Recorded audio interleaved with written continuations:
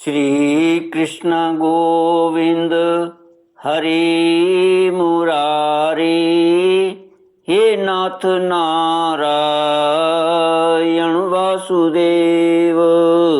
श्री कृष्ण गोविंद हरि मुरारी, हे नाथ नारायण वासुदेव। ओम नमो भगवते वासुदेवाय। ओम नमो भगवते वासुदेवाय। कृष्णाय वासुदेवाय हरये परमात्मने प्रणतः क्लेशनाशाय गोविंदाय नमो नमः। सच्चिदानंद रूपाय विश्वोत्पत्त्यादि हेतुवे तापत्रय विनाशाय श्री कृष्णाय वयं नमः। सच्चित आनंद स्वरूप परमात्मा जो सृष्टि के उत्पत्ति, पालन और संहार करता है तथा जीवों के आध्यात्मिक, आदि दैविक, आदि भौतिक तापों को नष्ट करने वाले हैं, अर्थात जीवों के मानसिक, शारीरिक और भौतिक दुखों को दूर करने वाले हैं, उन श्री कृष्ण भगवान को हम नमस्कार करते हैं। श्री कृष्ण गोविंद हरे मुरारी, हे नाथ नारायण वासुदेव। श्रीमद् भागवत दसम स्कंद चतुस्सप्ततितमोऽध्याय। श्लोक 29 से। श्री शुक उवाच। इत्थं सभाजितं वीक्ष्य सर्वे प्राञ्जलयो जनाः नमो जयति निमुस्तं निपेतु पुष्पवृष्टयः। इत्थं निशम्य दमघोषसुतः स्वपीठादुत्थाय कृष्णगुणवर्णन् जातमन्युः उत्क्षिप्य बाहुमिदमाह सदस्यमर्षि संस्रावयन् भगवते परुषाण्यभितः। श्री सुखदेव जी महाराज कहते हैं, परीक्षित, युधिष्ठिर आदि सभी परिवार जनों ने भगवान की पूजा करते हुए भगवान को पीले पीले रेशमी वस्त्र और बहुमूल्य आभूषण समर्पित किए। उस समय उनके नेत्र प्रेम और आनंद के आंसुओं से इस प्रकार भर गए कि वे भगवान को भली भांति देख भी नहीं सकते थे।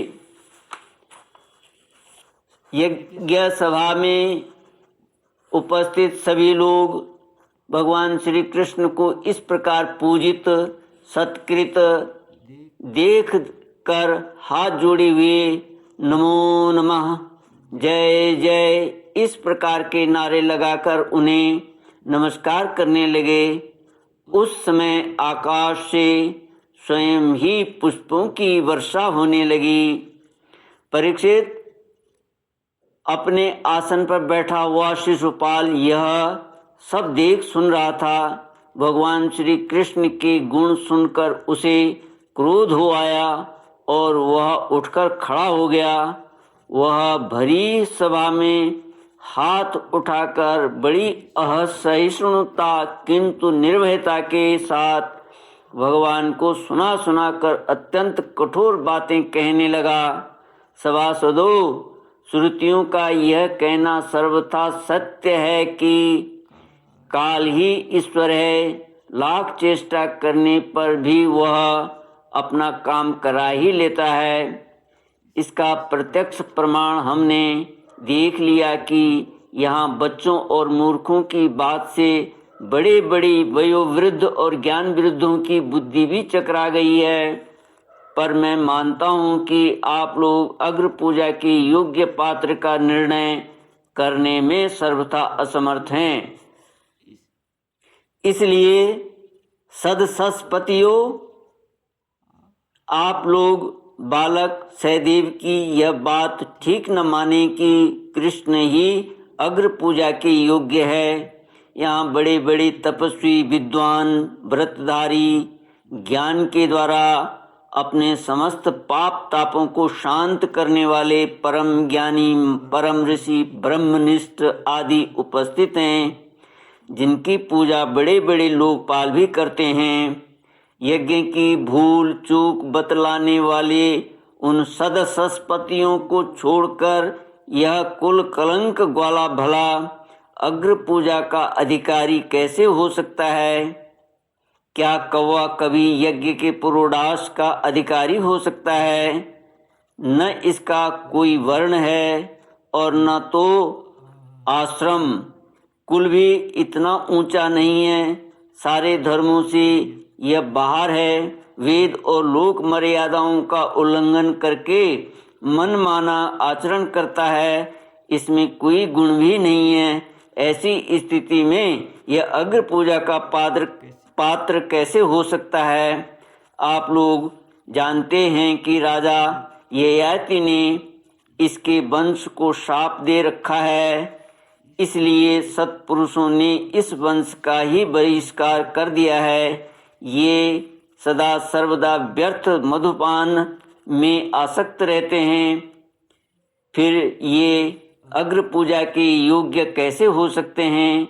इन सब ने ब्रह्म ऋषियों के द्वारा सेवित मथुरा आदि देशों का परित्याग कर दिया और ब्रह्म वर्चस्व के विरोधी वेद चर्चा रहित समुद्र में किला बनाकर रहने लगे। वहाँ ये जब ये बाहर निकलते हैं तो डाकुओं की तरह सारी प्रजा को सताते हैं। परीक्षित, सच पूछो तो शिशुपाल का सारा शुभ नष्ट हो चुका था। इसी से उसने और भी बहुत सी बड़ी बड़ी बातें भगवान श्री कृष्ण को सुनाई, परंतु जैसे सिंह कभी सियार की भुआ भुआ पर ध्यान नहीं देता, वैसे ही भगवान श्री कृष्ण चुप रहे। उन्होंने उसकी बातों का कुछ भी उत्तर न दिया, परंतु सभासदों के लिए भगवान की निंदा सुनना असह्य था। उनमें से कई अपने अपने कान बंद करके क्रोध से शिशुपाल को गाली देते हुए बाहर चले गए। परीक्षित, जो भगवान की या भगवत परायण भक्तों की निंदा सुनकर वहाँ से हट नहीं जाता, वह अपने शुभ कर्मों से चित्त हो जाता है और उसकी अधोगति होती है। परीक्षित, अब शिशुपाल को मार डालने के लिए पांडव, मत्स्य, केकय और संजय वंशी नरपति क्रोधित होकर हाथों में हथियार ले उठ खड़े हुए, परंतु शिशुपाल को इससे कोई घबराहट न हुई। उसने बिना किसी प्रकार का आगा पीछा सोचे अपनी ढाल तलवार उठा ली और वह भरी सभा में श्री कृष्ण के पक्षपाती राजाओं को ललकारने लगा। उन लोगों को लड़ते झगड़ते देख भगवान श्री कृष्ण उठ खड़े हुए। उन्होंने अपने पक्षपाती राजाओं को शांत किया और स्वयं क्रोध करके अपने ऊपर झपटते हुए शिशुपाल का सिर छुरे के समान तीखी धार वाले चक्र से काट लिया। शिशुपाल के मारे जाने पर वहाँ बड़ा कोलाहल मच गया। उसके अनुयायी नरपति अपने अपने प्राण बचाने के लिए वहाँ से भाग खड़े हुए।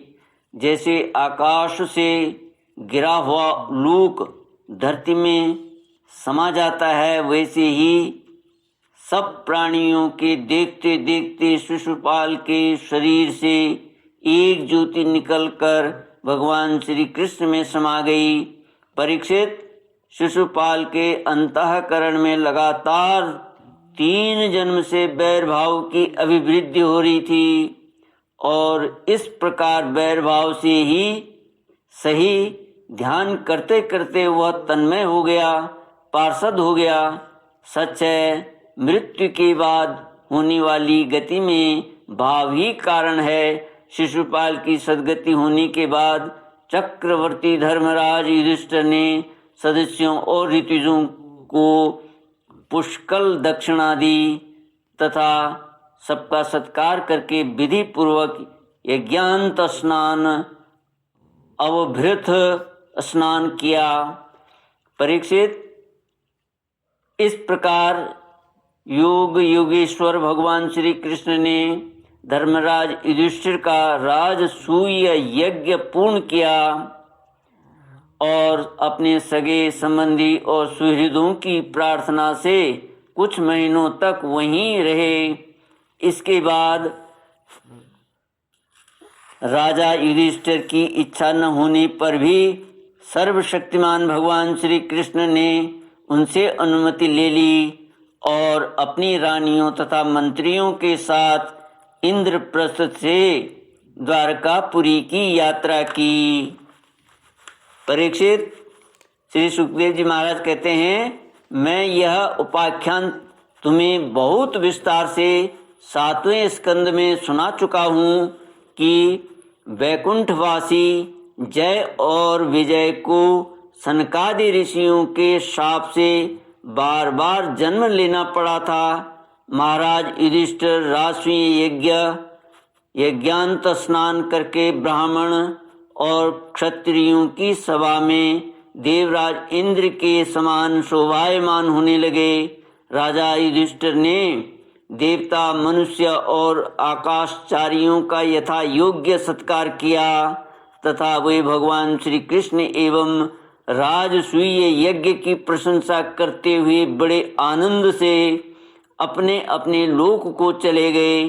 परीक्षित, सब तो सुखी हुए, परंतु दुर्योधन से पांडवों की यह उज्ज्वल राज्य लक्ष्मी का उत्कर्ष सहन न हुआ, क्योंकि वह स्वभाव से ही पापी, कलह प्रेमी और कुल का नाश करने के लिए एक महान रोग था।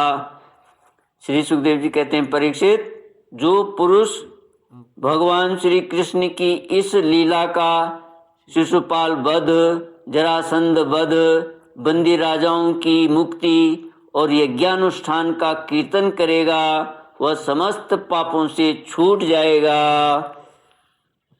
श्री कृष्ण गोविंद हरि मुरारे, हे नाथ नारायण वासुदेव।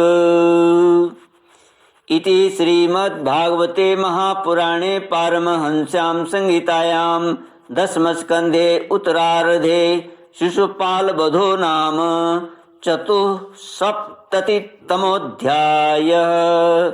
ॐ पूर्णमदः पूर्णमिदं पूर्णात् पूर्णमुदच्यते पूर्णस्य पूर्णमादाय पूर्णमेवावशिष्यते। ओम शांति शांति शांति। हरिः ओम। श्री गुरुभ्यो नमः। हरिः ओम।